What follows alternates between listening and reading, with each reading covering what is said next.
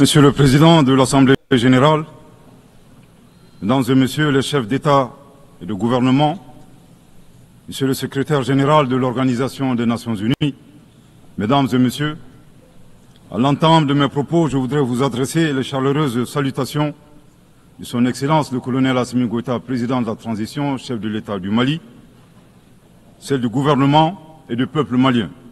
Je voudrais ensuite vous adresser, Monsieur le Président, les chaleureuses félicitations de la délégation malienne pour votre brillante élection à la présidence de la 79e session de l'Assemblée générale. Votre beau pays, le Cameroun, pays africain frère et ami, entretient d'excellentes relations avec mon pays. Vous pouvez compter sur le soutien total du Mali dans l'accomplissement réussi de votre mandat. Je saisis également cette occasion pour féliciter votre prédécesseur, l'ambassadeur Denis Francis de Trinidad et Tobago, pour la manière remarquable avec laquelle il a conduit les travaux de la 78e session de l'Assemblée générale. Enfin, permettez-moi de réitérer à Monsieur le secrétaire général de l'ONU, Monsieur Antonio Guterres, nos encouragements à poursuivre les efforts pour la réalisation des nobles objectifs de notre organisation commune. Monsieur le Président, le 26 juin 1945, en signant la Charte des Nations Unies à San Francisco, les peuples se sont résolument engagés, je cite, à préserver les générations futures du fléau de la guerre qui, 2 fois en l'espace d'une vie humaine, a infligé à l'humanité d'indicibles souffrances. Fin de citation. Aujourd'hui, l'occasion nous est offerte de nous prononcer sur le thème suivant, ne laisser personne de côté, agir ensemble pour la promotion de la paix, du développement durable et de la dignité humaine pour les générations présentes et futures. Le choix de ce thème qui intervient 79 ans après la signature de la Charte des Nations Unies est-il un pur hasard ou le résultat d'une construction mentale? Nous l'ignorons.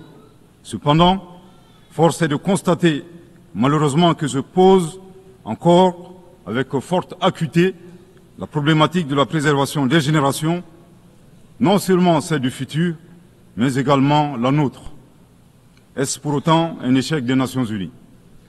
Incontestablement, une évaluation objective avec des recommandations réalistes de notre système collectif serait salvatrice pour notre devenir.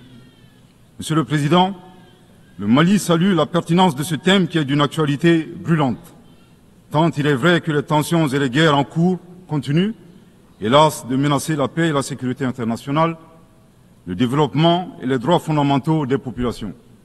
Cette remarque est celle d'un pays qui a connu depuis 2012 une crise multidimensionnelle complexe ayant entraîné la perte de plus de la moitié de son territoire et de nombreuses victimes innocentes, suite à une association à la fois incestueuse et opportuniste de groupes terroristes et de groupes armés. Monsieur le Président, le drame du Mali remonte à l'allégeance à Al-Qaïda du groupe salafiste pour la prédication et le combat, le GSPC algérien, le 11 septembre 2006, exacerbé par l'intervention militaire hasardeuse de l'OTAN en Libye en 2011. La déstabilisation de ce pays frère a aggravé les facteurs d'insécurité dans nos pays, à savoir le terrorisme, les trafics en tout genre, le blanchiment de capitaux, les conflits communautaires manipulés par les terroristes et leurs sponsors étatiques étrangers et les actions violentes d'individus isolés. Pour leur part, les autorités maliennes, après avoir fait le constat de l'échec des forces internationales présentes sur le territoire national depuis 2013, ont décidé de reprendre leur destin en main. Ainsi, depuis le 7 juin 2021, après la prestation du serment de son Excellence le colonel Assimi Goïta comme président de la transition chef de l'État, s'est ouvert un vaste chantier d'équipement et de réorganisation des forces de défense et de sécurité associé à un projet de refondation du Mali. Les assises nationales de la refondation, lancées en décembre 2021, ont permis aux Maliens de procéder à un diagnostic exhaustif des causes de la crise, puis d'adopter 517 recommandations pertinentes. À ce sujet, après avoir vécu une insécurité imposée par l'état de nature, le constat concernant le Mali est effarant. Violenté, humilié, pillé et torpillé, abandonné en plein vol, poignardé dans le dos, les expressions ne sont pas limitatives pour décrire la souffrance subie par le peuple et les forces de défense et de sécurité maliens. Fort de cette expérience et réalisant que le péril malien ne résultait que de l'état de nature, Son Excellence le colonel Assimi Goïta, président de la transition, chef de l'État, s'est contraint d'élaborer une vision réaliste de la géopolitique en convoquant un proverbe populaire en langue bambara, ici traduit librement et contextualisé, je cite, « La succulence de la sauce des uns dépend du pillage des bovins des autres ». Fin de citation. Thomas Hobbes, décrivant l'état de nature de manière identique, affirmait, je cite, que l'homme est un loup pour l'homme. Grâce à ce proverbe qui fait référence à la gastronomie et à la cinégétique, le chef de l'État décrit la dure réalité impitoyable des relations internationales et surtout la place de l'Afrique, dont le pillage des matières premières a servi au développement des autres et non celui des Africains dans leur grande majorité. À cette vision s'ajoute une orientation du chef de l'État qui appelle les Maliens, dans le cadre de la refondation, à redevenir eux-mêmes.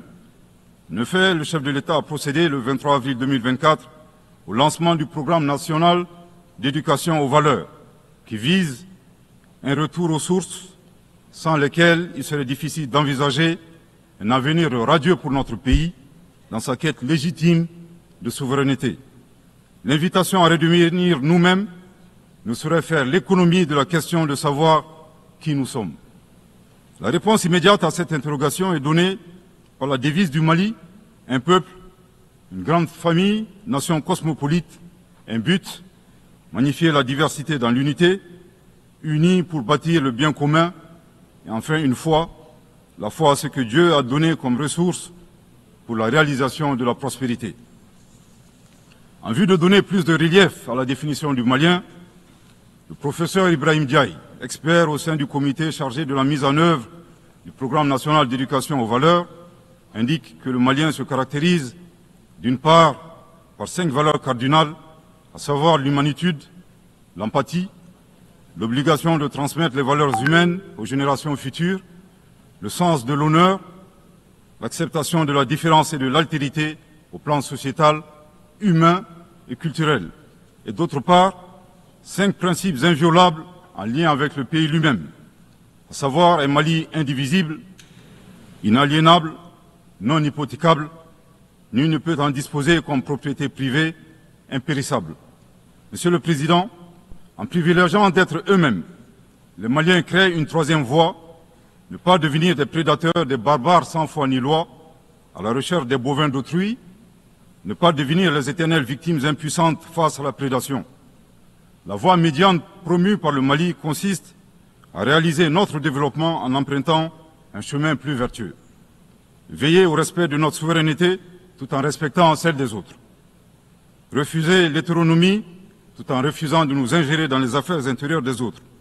Être ouvert à tous les partenariats sur une base gagnant-gagnant. Aussi, il est important de relever que ces principes et valeurs caractérisent, mutatis mutandis, les peuples frères du Burkina Faso et de la République du Niger.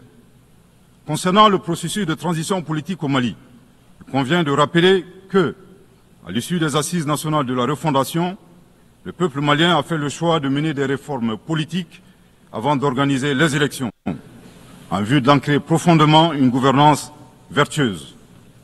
La mise en œuvre des recommandations des assises a permis d'engranger des résultats tangibles, notamment la mise en place de l'autorité indépendante de gestion des élections, l'adoption de la nouvelle constitution le 22 juillet 2023, suite à un référendum bien organisé, le parachèvement de la réorganisation territoriale et administrative, le renforcement de la lutte contre la corruption et la transparence de l'action publique, la relecture du code minier plus équitable et favorisant le contenu local.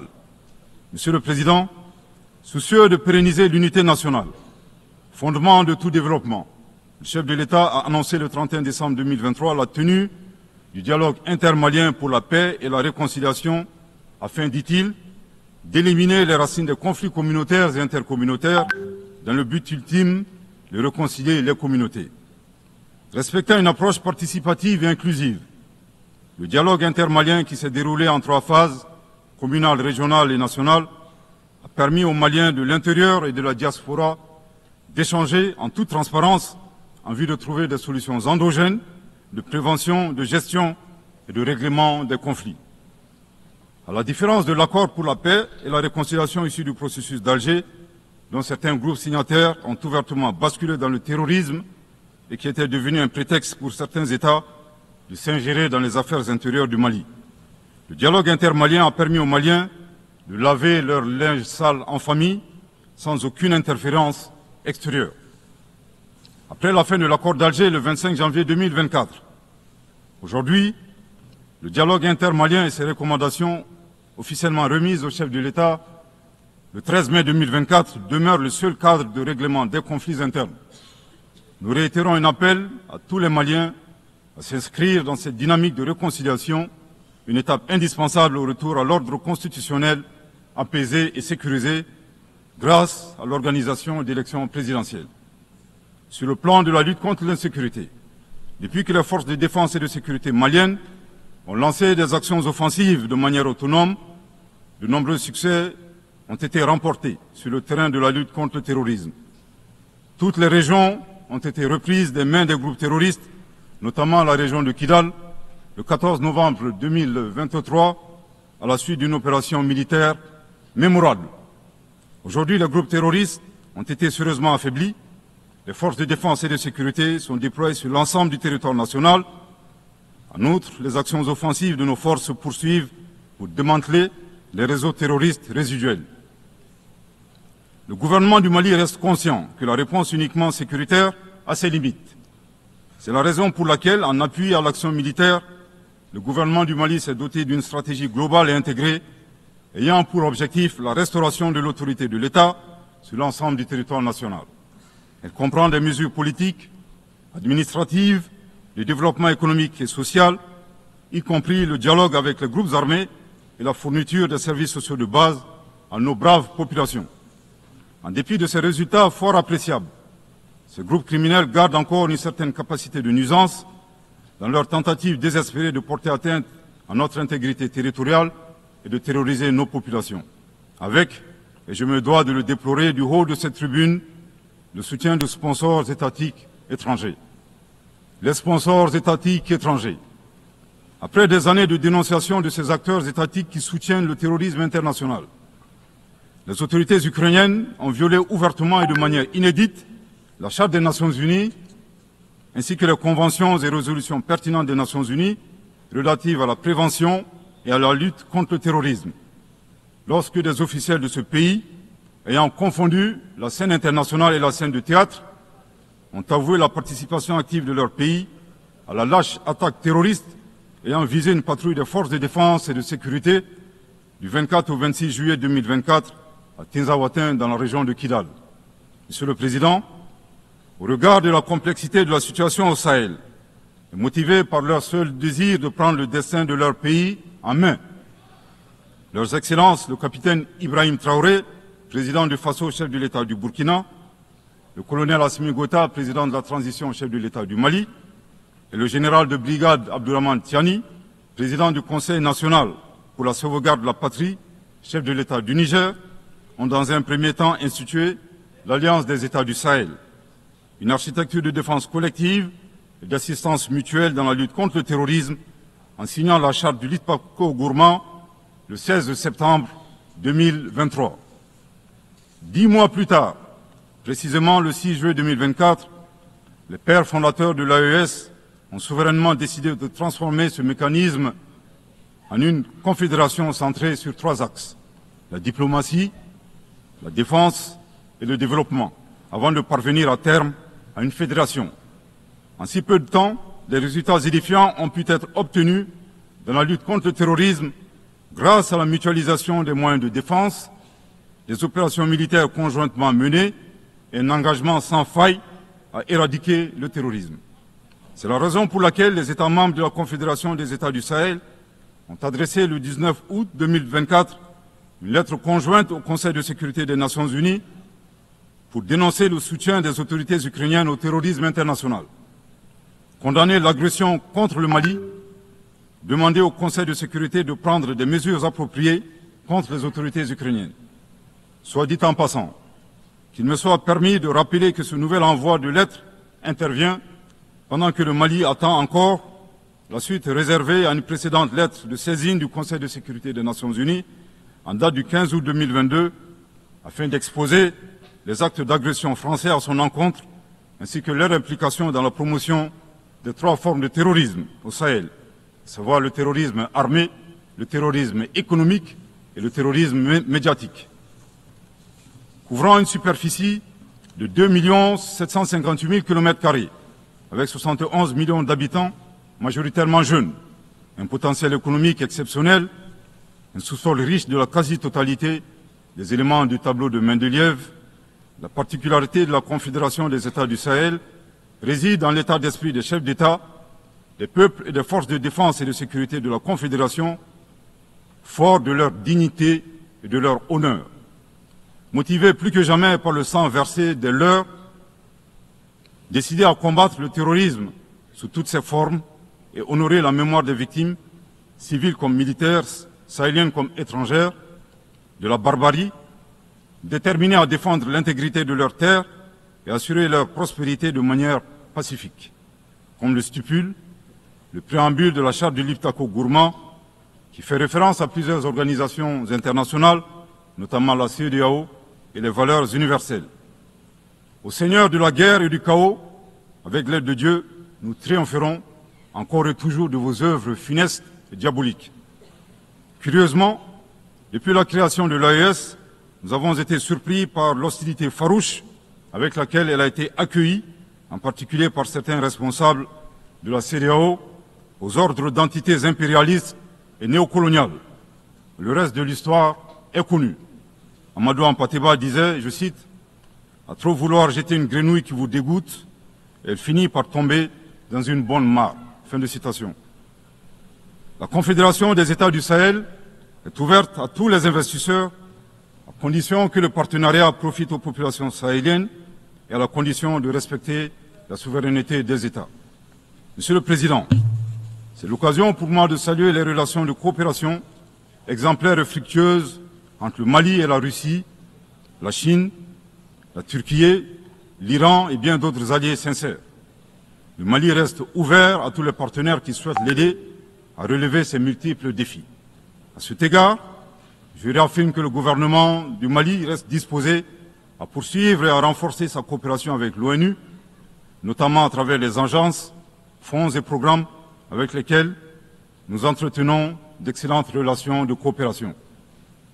Nous saisissons également cette opportunité pour saluer et reconnaître la sagesse de son Excellence, Monsieur le Président Abdelmadjid Tebboune, président de la République algérienne démocratique et populaire. Le 29 août 2024, lors d'une tournée dans le sud algérien, vous déclariez que la Libye, le Niger et le Mali sont des nations fraternelles que vous soutiendriez et non desserviriez.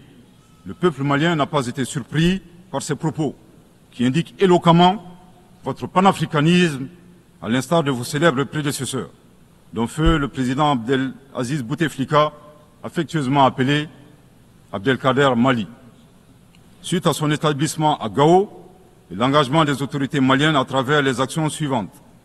Offrir le territoire malien comme base arrière aux Moudjahidines, ouvrant ainsi un front sud. Participer aux affrontements armés contre le colonisateur français en déployant des combattants maliens aux côtés des Moudjahidines sur le territoire algérien pour défendre la liberté et la dignité des Algériens. Défendre la cause algérienne dans toutes les instances diplomatiques jusqu'au recouvrement de leur indépendance. Cependant, il est de notre devoir d'appeler votre haute attention sur les propos incongrus de vos collaborateurs, allant à contresens de votre souhait de promouvoir des relations harmonieuses avec vos voisins dans le Mali. Le 31 juillet 2024, le ministre algérien des Affaires étrangères déclarait que la crise malienne n'avait pas besoin de solution militaire. C'était un conflit entre frères. La solution ne peut être que politique. Au sujet de l'accord d'Alger, il a affirmé qu'il avait été bénéfique pour le Mali et avait préservé la souveraineté et l'intégrité territoriale du Mali. S'en départir par conséquent aura un impact négatif sur tous les acquis. En outre, Le 26 août 2024, votre représentant permanent auprès des Nations Unies a déclaré, je cite, « Ce matin, j'ai appris par les médias qu'un drone a effectué une frappe dans le nord du Mali, tuant une vingtaine de civils. Ceux qui appuient sur la manette de ce drone n'ont de compte à rendre à personne sur ces frappes. » Fin de citation. De l'analyse des propos du premier, nous constatons une grave ingérence dans les affaires intérieures du Mali. En effet, la nature de la solution déployée par les autorités maliennes ne concerne que les Maliens. Depuis la fin de l'accord d'Alger, le 25 janvier 2024, les Maliens n'expriment qu'un seul vœu le concernant, que son âme repose en paix. Monsieur le ministre des Affaires étrangères, l'accord est bien et bel mort, vos incantations ne serviront pas à le ressusciter. Vous me donnez l'occasion d'une part de vous réitérer que nul ne peut aimer le Mali plus que les Maliens, et d'autre part de vous rappeler que le Mali et son peuple ne seront pas des spectateurs face aux assauts et l'adversité. Pour chaque balle tirée contre nous, nous réagirons par réciprocité. Pour chaque mot employé de travers, nous réagirons par réciprocité. À bon entendeur, tant pis. Quant aux représentants permanents algériens, en plus d'offrir le gîte et le couvert, certainement avec de succulents plats de tchèque-tchouka et de chorba, à des terroristes et des renégats en débandade, son rôle d'estafette désorienté ne contribue guère à la promotion des relations de bon voisinage. De ces propos, il ressort des accusations graves et infondées. D'une part, la qualification de la nature civile des victimes, à partir des médias, est aventureuse et diffamatoire. Et d'autre part, en affirmant que les opérateurs de drones n'ont de compte à rendre à personne, il alimente une campagne de désinformation contre le Mali, tout en soutenant l'idée que les voyantes forces de défense et de sécurité maliennes seraient incapables de piloter des drones. Il me plaît ici de rappeler que la montée en puissance des FAMA n'est pas une vue de l'esprit, mais une réalité tangible qui a permis de reprendre le contrôle de l'ensemble du territoire national. Concernant l'usage des drones, les opérateurs sont bien des Maliens qui agissent avec professionnalisme, à l'instar du reste des forces de défense et de sécurité maliennes, et traitent les cibles terroristes suivant des procédures conformes aux normes internationales. À titre de rappel, il y a quelques années, les acteurs de l'instrumentalisation des droits de l'homme, déterminés à ternir la performance antiterroriste de l'armée nationale algérienne, ont mis en exergue la question subversive du qui tue qui. Aujourd'hui, nous sommes troublés que le représentant permanent algérien ait rejoint la tendance manipulatrice des droits de l'homme pour s'attaquer à l'armée malienne. Le Mali exige de ces deux énergumènes diplomatiques qui cessent d'entrer dans l'histoire à reculons. Manifestement, ils ignorent tout à la fois de l'histoire entre les peuples frères du Mali et de l'Algérie et la contribution exceptionnelle du Mali à la guerre de libération algérienne, et certainement de la géographie, car ils considèrent à tort le Mali comme une wilaya, c'est-à-dire une province algérienne. Je répète, le Mali exige de ces deux énergumènes diplomatiques qui cessent d'entrer dans l'histoire à reculons. Manifestement, ils ignorent tout à la fois de l'histoire entre les peuples frères du Mali et de l'Algérie et la contribution exceptionnelle du Mali à la guerre de libération algérienne et certainement de la géographie, car ils considèrent à tort le Mali comme une wilaya, c'est-à-dire une province algérienne. Je répète pour une dernière fois, le Mali exige de ces deux énergumènes diplomatiques qui cessent d'entrer dans l'histoire à reculons. Manifestement, ils ignorent tout à la fois de l'histoire entre les peuples frères du Mali et de l'Algérie et la contribution exceptionnelle du Mali à la guerre de libération algérienne et certainement de la géographie, car ils considèrent à tort le Mali comme une wilaya, c'est-à-dire une province algérienne. Monsieur le Président, sur la situation régionale et internationale, le Mali reste très attentif au développement en cours en Afrique et dans le reste du monde. Ainsi sommes-nous préoccupés par le niveau de violence au Moyen-Orient, notamment dans les territoires palestiniens occupés. Le peuple malien réaffirme son soutien au peuple palestinien frère dans sa lutte légitime pour l'autodétermination. Le gouvernement du Mali réitère son appui à la solution à deux États, Israël et la Palestine, vivant côte à côte, en paix et en sécurité, à l'intérieur de frontières sûres et internationalement reconnues. Nous condamnons sans réserve l'usage indiscriminé de la force par l'armée israélienne contre les Palestiniens. Au plan humanitaire, Le Mali est préoccupé par la situation précaire des millions de réfugiés et de déplacés internes dans le monde, du fait des conflits armés, des catastrophes naturelles et des changements climatiques. J'ai en ce moment une pensée toute particulière pour mes compatriotes réfugiés dans les pays voisins, pays que je remercie pour leur hospitalité et leur générosité. Je voudrais les assurer que le gouvernement malien ne ménagera aucun effort pour continuer à les assister et pour créer les conditions leur permettant de rentrer dignement et en toute sécurité dans leur localité d'origine. Les multiples défis à la paix et à la sécurité internationale appellent à la réforme de l'architecture dédiée des Nations Unies. Dans la même veine, le Mali continue de plaider pour la réforme de la gouvernance mondiale politique, économique et financière afin de créer les conditions optimales et justes du développement de nos pays. Dans cette dynamique, le Mali continue de plaider pour la réforme des institutions financières internationales comme la Banque mondiale et le Fonds monétaire international.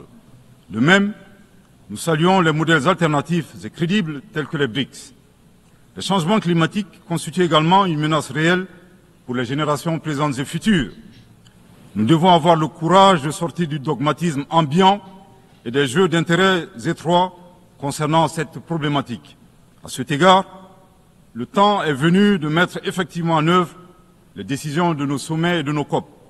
Il est nécessaire que les pays à l'origine du réchauffement climatique assument leurs responsabilités pleines et entières, y compris celle de soutenir les efforts des pays du Sud pour un développement respectueux de l'environnement. Monsieur le Président, pour terminer, je voudrais faire observer que cette 79e session de l'Assemblée générale se tient dans un contexte de défis immenses pour nos États et pour nos institutions multilatérales. La paix et la sécurité internationale n'ont jamais été autant menacées depuis les deux grandes guerres, y compris par le terrorisme international et l'extrémisme violent. Dans un tel contexte, il sera difficile d'atteindre les objectifs de développement durable à l'horizon 2030 en termes d'éducation, de santé, d'accès à l'eau potable, d'énergie et de justice. Cependant, malgré ces péripéties, le Mali reste disposé à jouer toute sa partition dans la mise en œuvre de ses engagements nationaux et internationaux, tout en gardant un certain espoir en l'avenir. Que Dieu bénisse le Mali et préserve les Maliens des forces obscurantistes et destructrices du monde. Que Dieu bénisse la Confédération des États du Sahel et préserve les populations sahéliennes des forces obscurantistes et destructrices du monde. Que Dieu bénisse l'Afrique et préserve les Africains des forces obscurantistes et destructrices du monde. Que Dieu bénisse le monde et préserve l'humanité entière des forces obscurantistes et destructrices du monde. Je vous remercie de votre très aimable attention.